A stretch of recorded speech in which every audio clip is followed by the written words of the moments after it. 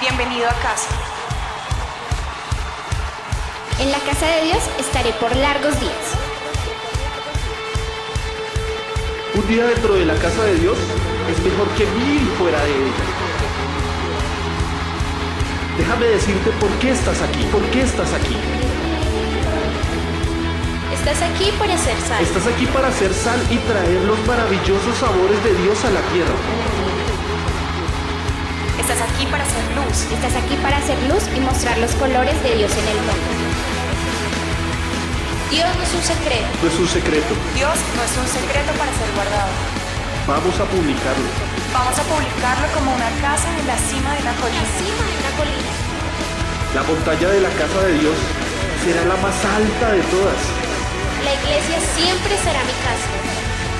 Mi casa Mi casa. Mi casa. Mi casa. es donde siempre quiero estar y estoy aquí para bien.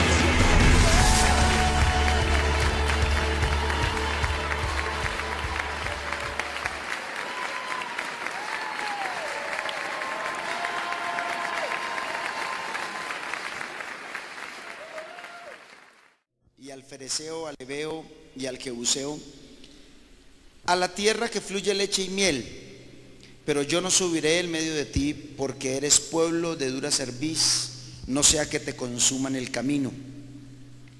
Y oyendo el pueblo esta mala noticia, vistieron luto y ninguno se puso sus atavíos, porque Jehová había dicho a Moisés: di a los hijos de Israel, vosotros sois pueblo de dura cerviz, en un momento subiré en medio de ti y te consumiré. Quítate pues ahora tus atavíos para que yo sepa lo que he de hacer. Entonces los hijos de Israel se despojaron de sus atavíos desde el monte Horeb, y Moisés tomó el tabernáculo y lo levantó lejos fuera del campamento y lo llamó el tabernáculo de reunión.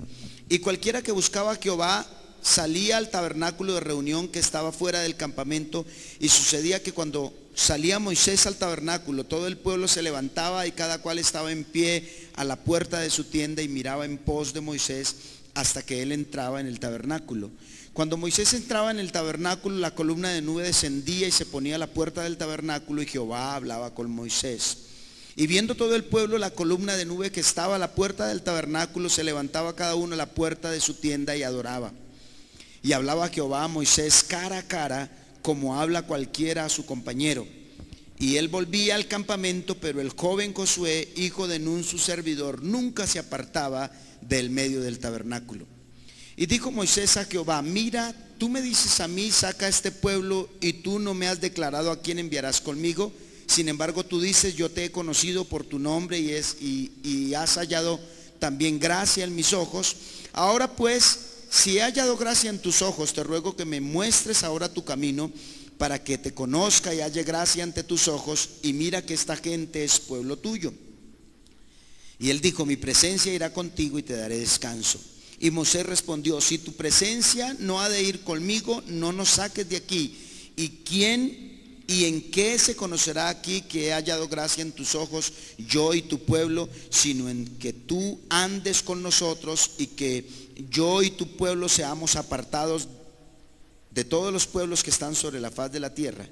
Y Jehová dijo a Moisés: también haré esto que has dicho, por cuanto has hallado gracia en mis ojos y te he conocido por tu nombre. Él entonces dijo: te ruego que me muestres tu gloria. Y le respondió: yo haré pasar todo mi bien delante de tu rostro, y proclamaré el nombre de Jehová delante de ti, y tendré misericordia del que tendré misericordia, y seré clemente para con el que seré clemente. Dijo más: no podrás ver mi rostro, porque no verá hombre y vivirá. Porque no me verá hombre y vivirá. Y dijo aún Jehová: he aquí un lugar junto a mí, y tú estarás sobre la peña. Y cuando pase mi gloria, yo te pondré en una hendidura en la peña, y te cubriré con mi mano hasta que haya pasado. Después apartaré mi mano, y verás mis espaldas, mas no verás mi rostro. Quiero hablarles en esta noche, mis amados hermanos. Hace 8 días hablábamos del deber de adorar. ¿Se acuerdan los que vinieron la semana pasada? Dios me permitía compartir una palabra con ustedes que la llamé así: el deber de adorar.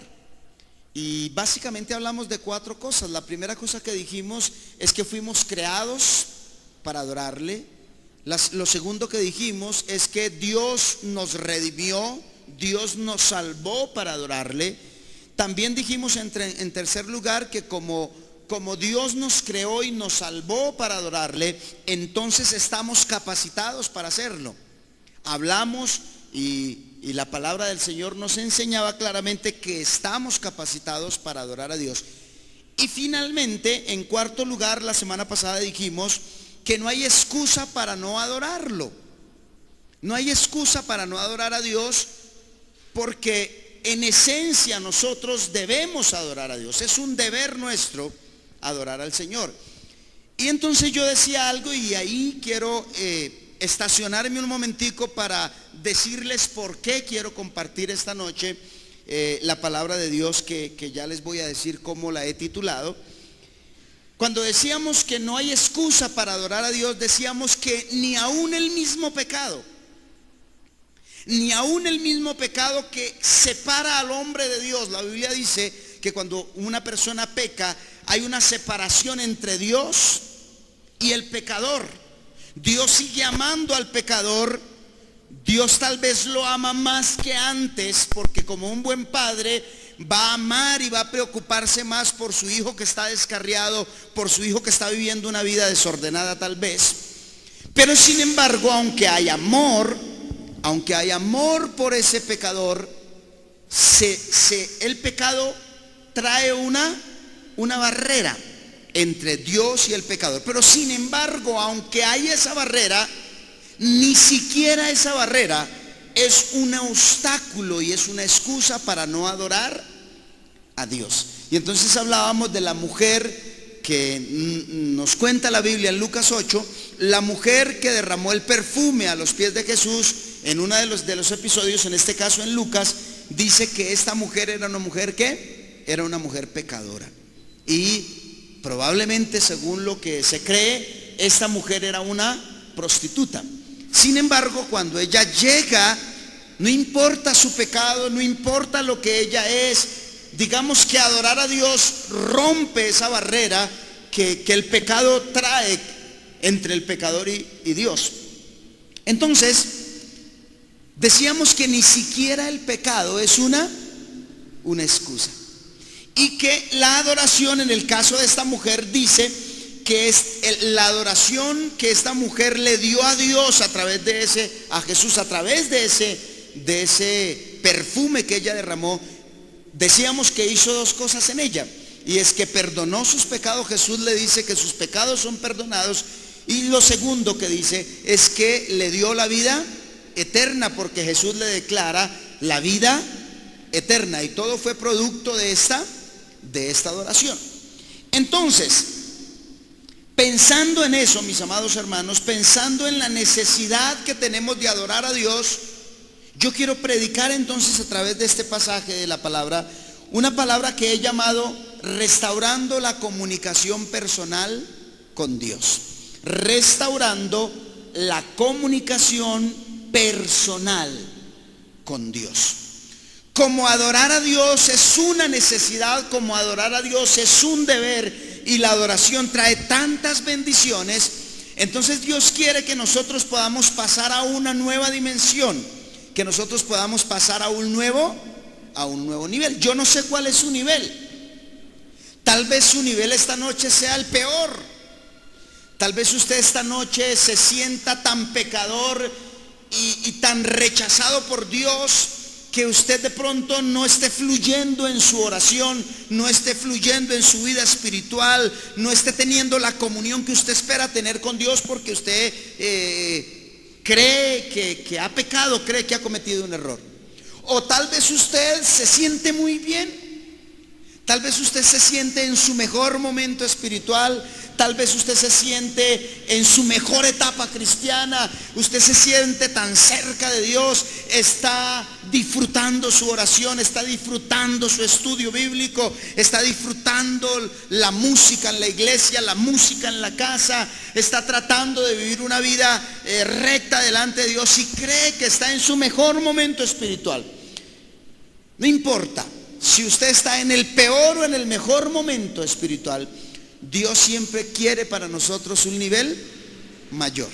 Dios siempre quiere para nosotros una mayor gloria. Si estás caído y estás en pecado y su comunión con Dios está como frenada, Dios te quiere sacar de ahí. Pero si estás en la cima y estás en un momento muy bonito con Dios, Dios te quiere llevar a otro nivel. Y eso tiene que ver con restauración de la comunión personal con Dios. Los primeros textos que leímos, el verso número 1 al 3, nos habla de un distanciamiento de Dios. Dice que este pueblo ha tenido un distanciamiento de Dios porque Dios le dice a ese pueblo: yo no subiré con ustedes. O sea, mi presencia no va a ir con ustedes. ¿Sí? Cuando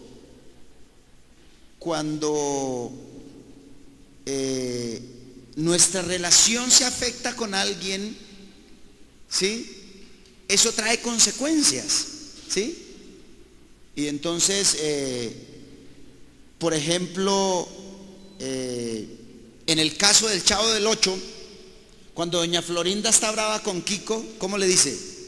Le dice Federico, ¿sí? Y cuando le dice Federico, entonces Kiko se asusta y se pone a llorar porque sabe que su mami le diga Federico significa que está ¿qué? Que está brava, que hay un distanciamiento, que la relación está como rota porque algo hizo Kiko, que su mamá se puso brava y entonces lo trató de una manera diferente a como normalmente lo trataba. Y aunque Dios no es como nosotros, sí es verdad que el pecado trae un distanciamiento entre el pecador y Dios. Y aunque Dios nos ama profundamente, sí es verdad que por ese distanciamiento la relación con el cristiano también se rompe. Y entonces, en este caso, Dios le está diciendo al pueblo: yo no voy a subir con ustedes. Para una persona que no está acostumbrada a vivir una comunión en la presencia de Dios, pues no pasa nada. Pero cuando una persona ha aprendido a vivir en comunión con Dios, como este pueblo había aprendido a vivir realmente a Dios, había aprendido a convivir con Dios, que Dios le dijera: yo no subiré con ustedes, eso para el pueblo era ¿qué? Terrible.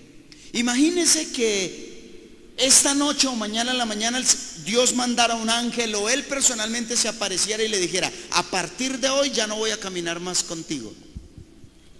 Eso sería para nosotros algo que terrible, y obviamente el pueblo sintió que era terrible.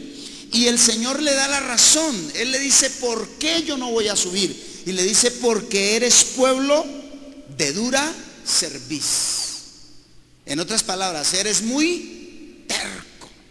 Y como eres tan terco, entonces yo no voy a subir contigo. Pero Él le da una razón más. Y Él le dice: porque si yo camino contigo, entonces te voy a matar. Mi presencia te va a ¿qué? Te va a matar porque tú estás en una condición, ¿sí?, inapropiada para que yo pueda relacionarme contigo. Entonces, esta palabra de para que yo no te consuma, aunque suena como un juicio de Dios para el pueblo, realmente es una muestra de amor, de misericordia, porque le está diciendo: mire, yo no voy a subir contigo para hacerte un favor. Yo no voy a subir contigo para hacerte un favor, y es que no te quiero consumir. ¿Se acuerdan cuando David iba a llevar el arca y se iba a caer, y uno de los que estaban transportando el arca, Usa se llamaba, tocó el arca porque se iba a caer? ¿Qué pasó con él? Literalmente fue fulminado, se murió por haber tocado la presencia de Dios digamos, según el método equivocado de Dios. Y en este caso el Señor le está diciendo al pueblo: yo no voy a subir con ustedes porque ustedes son muy tercos y yo no quiero traer juicio sobre ustedes. Entonces, la pregunta es: ¿qué hacer cuando esto sucede? ¿Qué hacer cuando mi relación con Dios por X o Y motivo se rompe? ¿Qué hacer cuando puede ser que yo esté en el peor momento o en el mayor momento con Dios y algo sucede y algo pase? Puede ser mínimo o puede ser muy grave, pero pasa y eso crea algún distanciamiento con el Señor. ¿Qué hago? Y yo preguntaría en esta noche, ¿cuántos pueden levantar la mano y con ese acto de levantar su mano reconocer que necesitan restaurar su comunión con Dios? Yo creo que no hay nadie en esta noche que no levante la mano, porque reitero, no importando cuál sea nuestra condición, la peor o la mejor, siempre necesitaremos ir a un nuevo nivel. Yo quiero restaurar mi comunión con Dios. Yo quiero tener una mejor comunión con Dios. Como cantábamos hace un ratico, mi deseo es honrarte a ti, con mi corazón yo te adoraré. Y dice la canción, yo te entrego mi ser, te doy mi corazón, solo vivo para ti. Claro, son canciones súper profundas. Yo siempre he dicho que uno de los grandes problemas de la iglesia es que cantamos muchas mentiras. ¿Sí? Porque estas canciones son muy fuertes, son muy profundas. Yo te entrego mi ser, te doy mi corazón, solo vivo para ti. En cada respiración, imagínense, ¿cuántas veces respiraremos al día? En cada respiración y al latir mi corazón. Aquí la doctora nos puede de pronto decir, según la medicina, cuántas veces late el corazón un día. Y al latir mi corazón, Señor, ven y habita en mí. Eso son palabras mayores, ¿sí? Pero aunque no siempre nuestro actuar está acorde con nuestra voz, con lo que cantamos, creo que en lo que sí todos estamos de acuerdo es que todos deseamos tener una mejor comunión con Dios. ¿Cuántos dicen amén? Y entonces yo le quiero decir 4 cosas sencillas que podemos hacer para restaurar nuestra comunión, pero ojo, nuestra comunión ¿qué? Personal. Porque la pregunta es, ¿Dios se iba a relacionar con este pueblo? Sí, se iba a relacionar con él, pero su relación no iba a ser personal. Es más, le dijo, ¿sabe qué? Yo les voy a mandar es un ángel. ¿Sí? Y ellos dijeron, no, nosotros no queremos un ángel, porque así estemos mal, nosotros siempre queremos que Dios esté con nosotros. No, nosotros no queremos el texto dice que se entristecieron por lo que Dios les dijo. Yo les voy a mandar es mi ángel. O sea, sí hay una relación. Usted y yo sí tenemos una relación con Dios. Ahora, si fuéramos a medir nuestra relación con Dios, por ejemplo con los católicos, un católico tradicional, pues le llevamos kilómetros. Nosotros los cristianos evangélicos les llevamos kilómetros a los católicos. ¿Los católicos se relacionan con Dios? Sí. Pero nosotros le llevamos distancia a los católicos porque nosotros nos relacionamos con el Señor de una mejor manera. Pero el tema aquí no es si tenemos relación con Dios o no. El tema es que nuestra relación con Dios debe ser una relación personal, íntima, cercana, ¿sí? Debe ser una relación diferente. Entonces, 4 cosas. La primera, número 1, tener un espíritu, escuche esto, un espíritu ministrable. Le reitero, tener un espíritu ministrable. Me quiero explicar. No siempre el ser humano, o sea, hay mucha gente que está mal con Dios. Esa gente que está mal con Dios quiere tener una comunión con Dios, pero no siempre tiene un espíritu dispuesto para que le ministren y poder restaurar su comunión con Dios. Hay veces el corazón del hombre se cierra tanto que pierde la capacidad de dejarse ministrar. Y si usted nota en el pasaje, desde el verso 8 en adelante, nos dice algo interesante. Dice, y sucedía que cuando salía Moisés al tabernáculo, ¿qué dice? ¿Qué hacía todo el pueblo? Todo el pueblo se levantaba y cada cual estaba en pie a la puerta de su tienda y miraban en pos de Moisés hasta que él entraba en el tabernáculo. O sea, Dios les dijo: ustedes quédense allá, háganme el favor y se queden allá, porque yo no quiero consumirlos, ¿sí? Pero cuando Moisés iba a ministrar a Dios, cuando Moisés se iba a encontrar con Dios, el pueblo no se quedaba durmiendo, ¿sí? El pueblo no se quedaba encerrado en su casa, el pueblo no se quedaba viendo televisión. No, ¿qué hacía el pueblo? Dice que cuando ellos se daban cuenta que Moisés iba a entrar al tabernáculo, ellos automáticamente se levantaban de sus tiendas, tienda escasa, salían a la puerta y como no podían ir, se empezaban a observar a Moisés desde lejos todo lo que estaba pasando. Dice, todo el pueblo se levantaba y cada cual estaba en pie, que es digamos, un indicativo de reverencia, ¿sí? Es una actitud de reverencia a la puerta de su casa, y miraban en pos de Moisés hasta que él entraba en el tabernáculo. O sea, se concentraban en lo que estaba haciendo Moisés. Estuve esta tarde visitando a un hermano que está hospitalizado.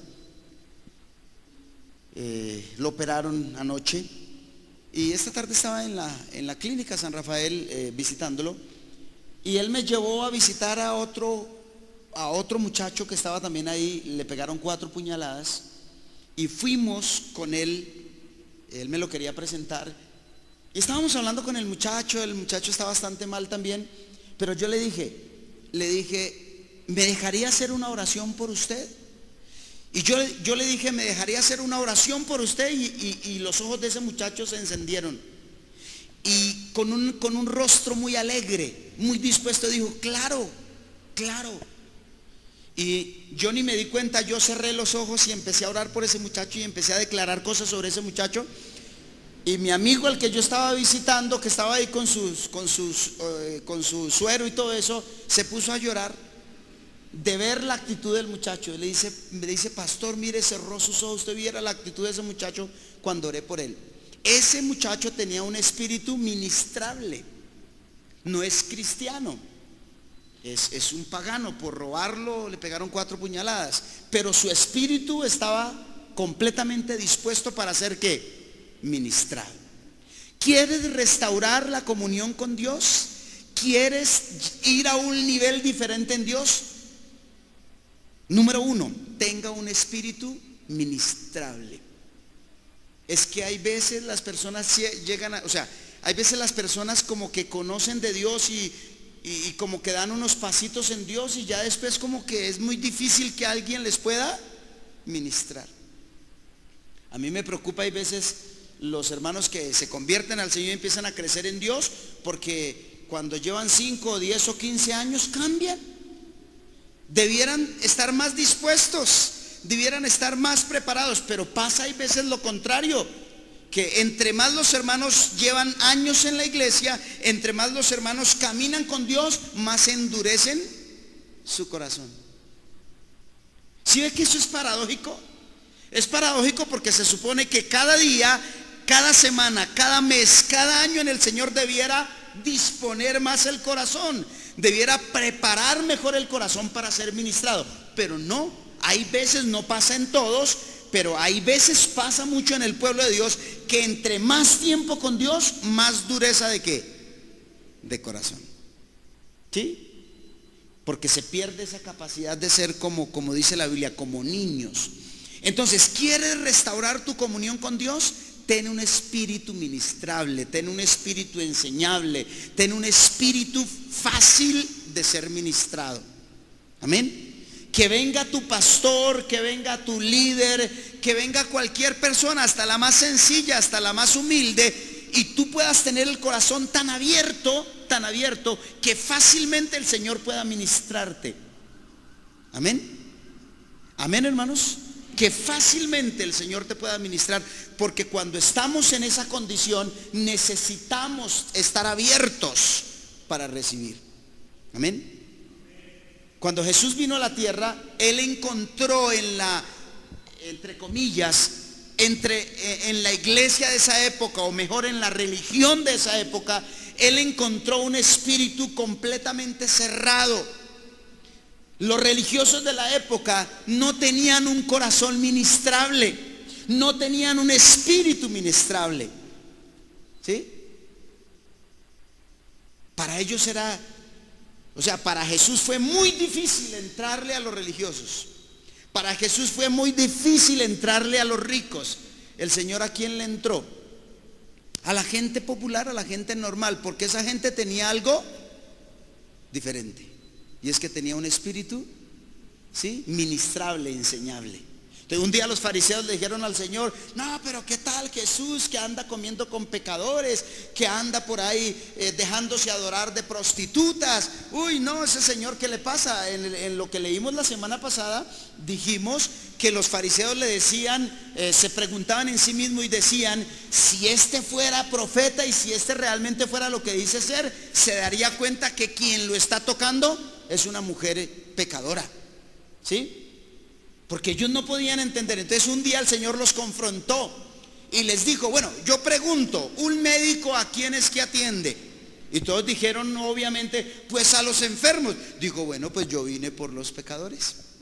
Yo no vine por los que no me necesitan. Yo no vine por los que supuestamente están bien. Yo vine por la gente que tiene un espíritu ministrable, que tiene un espíritu enseñable. ¿Cuántos dicen amén? ¿Quieres ir a una nueva dimensión? ¿Quieres restaurar tu comunión con Dios? Deja que tu espíritu se convierta en una esponjita. Deja que tu corazón se convierta en hasta la predicación más mala debe hacer algo en su corazón, cuando usted tiene un espíritu enseñable. Pero cuando usted no tiene un espíritu enseñable, ni el super predicador ni la super predicación hace algo en el corazón del ser humano que está en esa condición. Amén. Pero cuando uno está abierto, uy, hermano, Dios le puede hablar a uno de la manera más normal, de la manera más sencilla de este mundo, porque el espíritu es un espíritu apto para ser ministrado. ¿Cuántos dicen amén? Número dos, mantenga la visión del llamado. Aquí cambia un poquitico la condición, ya no es la del pueblo, sino la condición de Moisés, pero yo la uso para hablar también a nosotros. Entonces, número 2, manteniendo la visión del llamado. El verso número 12 dice: y dijo Moisés a Jehová: mira, tú me dices a mí, saca a este pueblo. Tú me dices a mí, saca a este pueblo. Y le dice, el Señor le dice: yo te he conocido por tu nombre, has hallado gracia en mis ojos. ¿Sabe qué está diciendo la palabra? Está diciendo que una de las cosas que el cristiano no puede perder es su identidad como cristiano. Es lo que él es. Tú no puedes olvidar quién eres. ¿Sí? Y reitero, puede ser que hayas fallado, puede ser que hayas pecado, pero aún en el mismo pecado tú no puedes olvidar quién eres. ¿Y quién eres? Eres hijo de Dios. Eres un siervo de Dios. Amén. Y entonces nosotros tenemos que entender que Dios nos llamó. Y cuando nosotros entendemos quiénes somos, cuando nosotros entendemos para qué estamos hechos, cuando nosotros entendemos a quiénes que le servimos, hermanos, eso restaura nuestra comunión personal con Dios. Amén. Amén, hermanos. Una de las cosas que un padre siempre tiene que decirle a su hijo es que a pesar de que su hijo cometa lo que cometa, el padre, un buen padre, siempre le dirá a su hijo: pero hijo, hija, tú siempre serás mi hijo. Hagas lo que hagas, tú siempre serás mi hijo. Porque a veces los padres, cuando tienen más generación, dicen: usted ya no es más mi hijo. A partir de hoy usted ya no es más mi hijo. Olvídese que tiene papá, olvídese que tiene mamá. Y una madre y un padre nunca debería decir eso, porque la verdad, nuestros hijos siempre serán nuestros hijos. ¿Cuántos dicen amén? Nuestros hijos siempre serán nuestros hijos, aun cuando estén en la peor de las condiciones. Y cuando un padre le dice a su hijo que es su hijo a pesar de, eso restaura su identidad. Amén. Eso le da sentido, eso le da vida a ese hijo. Amén. Amén, amados hermanos. No estoy diciendo que hay que alcahuetearlos, no estoy diciendo que no hay que disciplinarlos, no estoy diciendo que hay que dejarlos hacer lo que quieran, no. Estoy diciendo que la identidad de nuestros hijos tiene que siempre estar levantada, y si eso pasa en los hijos, ¿cuánto más debe pasar en nosotros? Nosotros siempre debemos, hermanos, tener en cuenta quiénes somos. ¿Y quiénes somos, hermanos? Lo cantamos cada rato, somos el pueblo de Dios. ¿Qué somos? Somos un pueblo especial. ¿Qué dice la Biblia que somos? Somos el especial tesoro ¿de quién? De Dios. ¿Qué dice la Biblia? Que somos como la niña de sus ojos. ¿Qué dice la Biblia? Que nosotros somos sus siervos. ¿Sabe por qué el diablo destruye a veces al cristiano? Porque el cristiano peca y el diablo viene a decirle que es una basura, que usted no sirve para nada, que usted es yo no sé quién, y el cristiano se lo cree. Y empieza a creer más lo que el diablo le dice que lo que Dios le dice. Y cada vez que ese cristiano cree lo que el diablo le dice, usted es un pecador, usted es un mentiroso, usted no sirve para nada. Porque es que generalmente las personas que se suicidan se pegan un tiro, porque se sienten así. Sienten que no valen, que su vida no tiene sentido, o alguien toda la vida les ha decidido usted es un bueno para nada, usted no sirve para nada, y llega un momento donde pierden completamente su identidad, su esencia, y se matan. Pero en Dios, amados hermanos, nosotros siempre tenemos que tener claro quiénes somos, y el Señor le habló con identidad a su hijo, y Moisés declara, tú me dices a mí, saca a este pueblo. Claro, porque él era un siervo de Dios. Y Dios le dice, claro, ¿no ve que yo te he conocido por tu nombre? ¿No ve que yo sé quién eres tú? Y quiere que te diga más, Moisés. Dios le dice a Moisés, le dice, tú has hallado gracia en mis ojos. Ah, qué palabras tan bonitas. Amén. Qué palabras tan bonitas. Has hallado gracia en mis ojos. Si tú y yo queremos ir a una mejor comunión con Dios, si queremos restaurar nuestra comunión personal con Dios, entonces tenemos que siempre, amados hermanos, traer a nuestras vidas, a nuestras mentes, esa conciencia de lo que nosotros somos. Amén. ¿Sabe qué decía Pablo? Yo sé a quién le sirvo.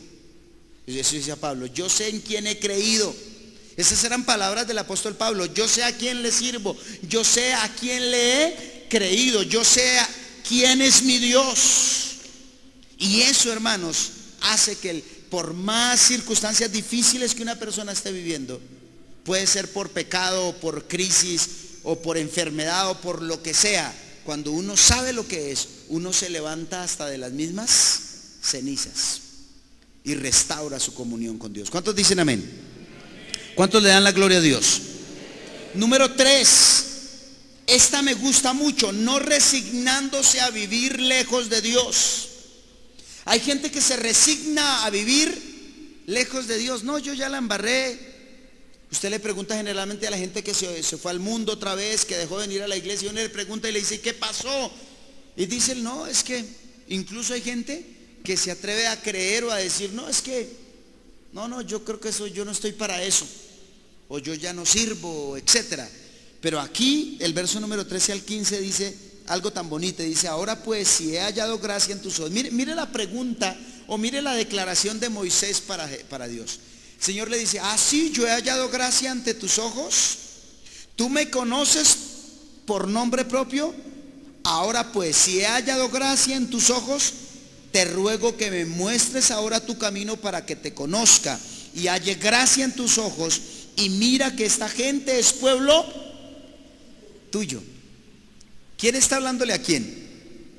Moisés le está hablando a Dios. Dios acaba de decir, yo no voy a ir con ese pueblo porque es de dura cerviz. ¿Y qué está diciendo Moisés después de que entiende cuál es su identidad? Dice, Señor, tú me dijiste que yo hallé gracia ante tus ojos, y ese pueblo con el cual tú no quieres caminar, yo te recuerdo, Señor, que ese es tu pueblo. ¿Sí me están entendiendo? Ese es tu pueblo. Dice el 14, y él dijo, claro, hermanos, después de una declaración con esa hasta Dios se derrite, ¿no? Dice, y él dijo, mi presencia irá contigo y te daré descanso. Mi presencia irá contigo y te dará descanso. ¿Sabe qué, hermanos? Esas palabras, muéstrame tu camino para que te conozca y halle gracia en tus ojos, y esta gente es pueblo tuyo, son palabras que hablan de un hombre, en este caso Moisés, que nunca se resignó a vivir lejos de ¿quién? De Dios. ¿Qué le dijo Dios? Que les mandaba ¿a quién? ¿A quién les mandaba? A un ángel. Pero ahora ¿qué está diciendo Dios? Mi presencia irá delante de ti. ¿Por qué? Porque Moisés no se resignó a vivir lejos de la presencia de Dios. El cristiano hay veces se acostumbra a vivir lejos de la presencia de Dios. El cristiano se acostumbra a vivir sin oración. El cristiano se acostumbra a vivir sin estudiar la palabra. El cristiano se acostumbra a no ayunar. El cristiano se acostumbra a venir a la iglesia sin hacer nada en la iglesia. El cristiano se acostumbra a vivir una vida rutinaria, una vida religiosa, y muchas veces lejos de la presencia de Dios. Amén. Pero eso, amados hermanos, no nos puede pasar a nosotros si nosotros queremos restaurar nuestra comunión personal con Dios. No se acostumbre a lo poco. No se acostumbre a vivir como tan lejos de Dios. No se acostumbre a irse para el trabajo sin estar en la presencia de Dios. No se acostumbre a ir por la vida sin tener un rema de la palabra de Dios. No se acostumbre a dejar de venir a la iglesia. No, hermanos, no se resigne a vivir lejos de la presencia de Dios. Anhele siempre la presencia de Dios. Hermano, ¿qué va a pasar? El dicho popular dice: el que quiere besar, ¿qué pasa con el que quiere besar?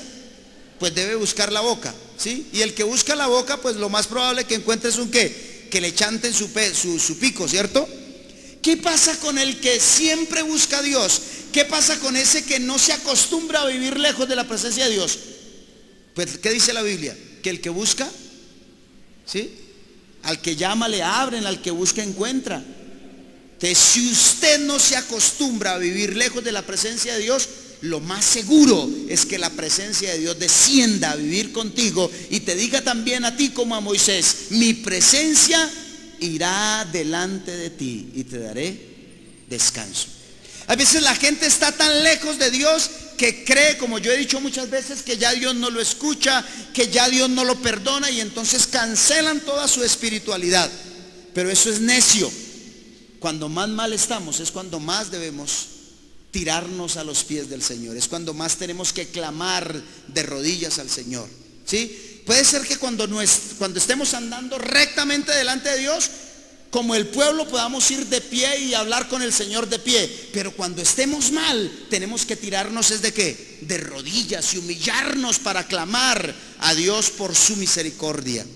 Pero nunca acostumbrarnos a vivir lejos del Señor. ¿Cuántos dicen amén? Yo siempre he dicho, hermanos, yo, Carlos Fandillo, yo no sé, o sea, yo no me imagino sin Dios.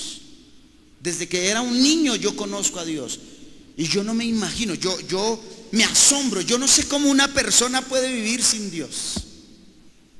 Es difícil creer cómo una persona es capaz de vivir sin Dios, ¿sí? La canción de antaño: yo soy testigo del poder de Dios. ¿Por qué la ha hecho? Sí, hermana, hágale que usted se la sabe. Yo era ciego y ahora veo la luz. La luz. Y dice el canto: nunca me ha dejado. Nunca me ha desamparado. En la noche oscura, en el día de prueba, Jesucristo nunca me desamparará. Amén. Entonces, hermanos, acostúmbrese a vivir con Dios, acostúmbrese a estar en la presencia de Dios, no a vivir lejos de la presencia de Dios, porque la vida sin la presencia de Dios no tiene sentido. Si usted pierde su comunión con Dios, si usted no restaura su comunión personal con Dios, usted no será sino un evangélico simplemente religioso, igualito al religioso católico, igualito. La única diferencia es que él va a la católica, ¿sí? Y usted viene a esta, pero serían exactamente las mismas personas. La diferencia la hace la comunión ¿con quién? Con Dios. Esa es la diferencia. ¿Cuántos dicen amén? Y cierro, hermano, número 4, teniendo una actitud intercesora. Teniendo una actitud intercesora. Aquí hay palabras interesantes. El verso número 16 dice: ¿y en qué se conocerá aquí que haya dado gracia a tus ojos? Y dice, mire, yo y tu pueblo. Y dice, sino que tú andes ¿con quién? ¿Conmigo o con quién? Con nosotros. Y que yo y tu pueblo seamos, ¿sí? Y que todos los pueblos que están sobre la faz de la tierra, etcétera.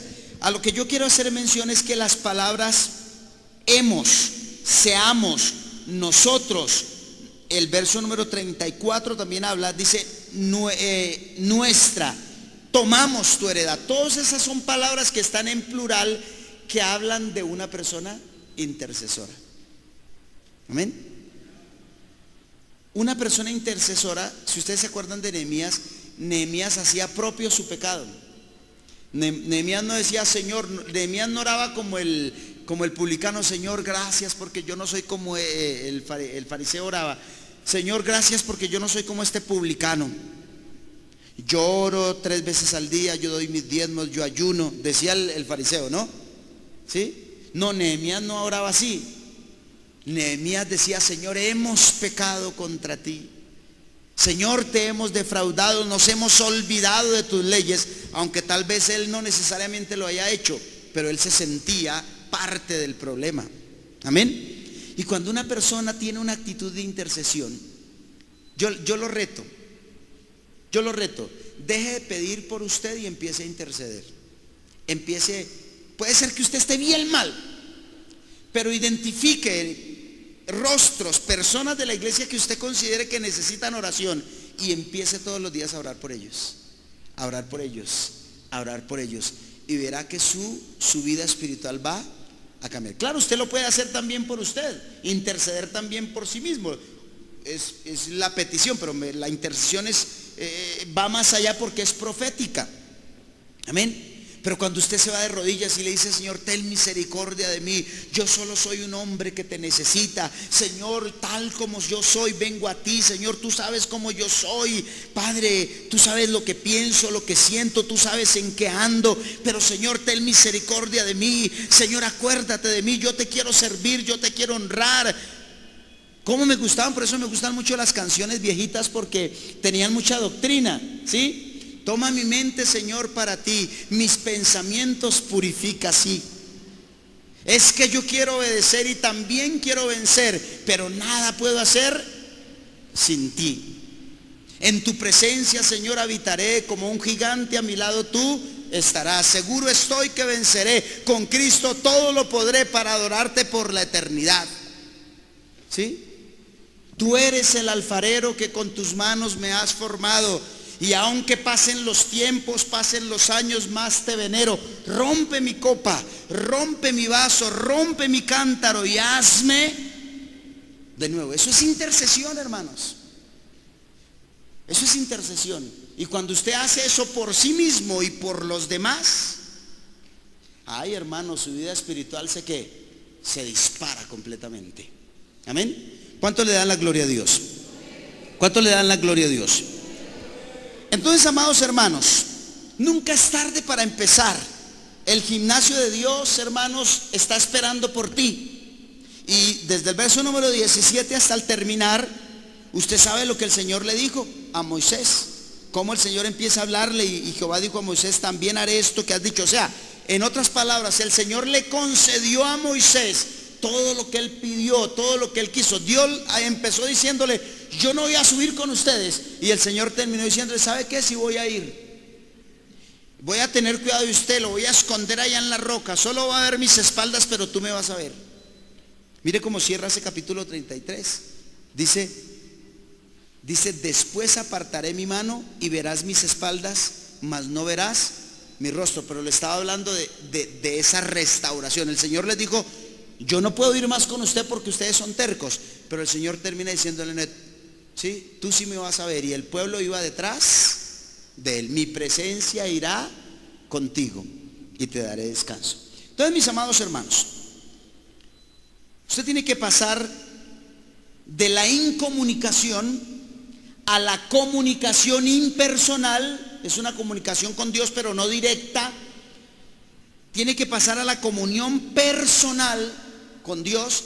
Y número 4, tiene que ir a la comunicación personal dirigida. Escuche, número 1, incomunicación, cuando hay distanciamiento, no hay relación. Número 2, pasar a la comunicación, ¿qué? Impersonal. Ya hay comunicación, ya hemos avanzado un poquitico, pero todavía no hay una relación personal. De pronto nos mandamos carticas, de pronto nos hablamos por teléfono con Dios, pero nunca nos hemos visto cara a cara. Pero usted tiene que pasar de esa comunicación impersonal a pasar a la comunicación personal, donde usted se vea cara a cara con Dios, donde usted se comunique de frente con Dios. Y luego de que usted ya se comunique con Dios cara a cara, usted tiene que ir a una cuarta dimensión, que es seguir relacionándose con Dios personalmente, pero ahora dirigido ¿por quién? Por Dios.